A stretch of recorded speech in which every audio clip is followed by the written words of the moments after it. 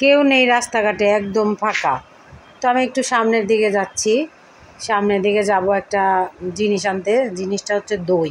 মানে এত মজার দই এইখানে আমি প্রথম মানে যেদিন খাই আরও মানে কয়েকটা খেতে ইচ্ছে করছে দই, এত মজা। তো এই যে এইখানে যে দোকানটা দেখছেন, এই দোকানটাতে ওই দই পাওয়া যায়।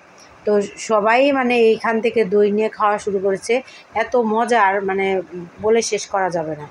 আর এই দোকানটাতে আমাদের যে বিদ্যালয়ের শিক্ষার্থী আছে, ছেলে মেয়েরা সবাই বেশিরভাগই এই দোকানে আসে কেনাকাটা করতে। কারণ সবার কাছে নাকি এই বলে যে এই আঙ্কেলের কাছ থেকে যদি আমরা কিছু কিনি আমাদের কাছ থেকে কম রাখে। তো আসলে কম রাখে কি কম রাখে জানি না, হয়তো কম লাভ করে, এজন্য ছেলেমেয়েরা ওনার ভক্ত। এই দোকানটাতে মানে বাচ্চাদের ছেলে মেয়েদের বিভিন্ন ধরনের খেলনা, স্টিকার, তারপরে ক্লে, বিভিন্ন ধরনের পেন, মানে এত সুন্দর সুন্দর জিনিস পাওয়া যায়। মানে সবাই কি করে, স্কুল থেকে আরও 3-4 দোকান পার হয়ে পরে এই দোকানটাতে আসে। এই দোকানে এসে তারপরে কেনাকাটা করে।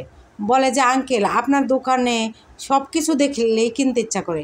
এখন এই তো এজন্য ওই জিনিসগুলো বিক্রি হয়ে গেছে, স্কুল বন্ধ ছিল এজন্য আর আনে নাই জিনিসগুলো। তো পরবর্তীতে যখন আনবে আমি আপনাদের সাথে শেয়ার করব। এই দোকানের যিনি মালিক উনি মানে ওনার মা মারা গেছেন, ওনার যখন 2 বছর মনে হয় বয়স, তখন মারা গেছেন ওনার মা। তো এত বছর উনি বিয়ে করেছেন, বাচ্চা মেয়ে বিয়ে দিয়ে দিছেন।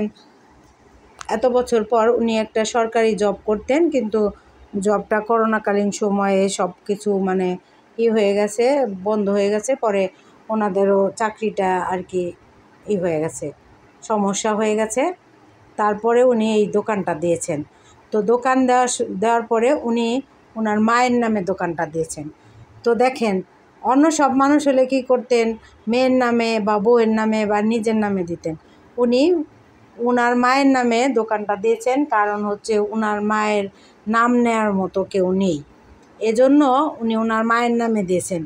তো সবাই আসলে ওনাকে খুবই মানে ভালোবাসে।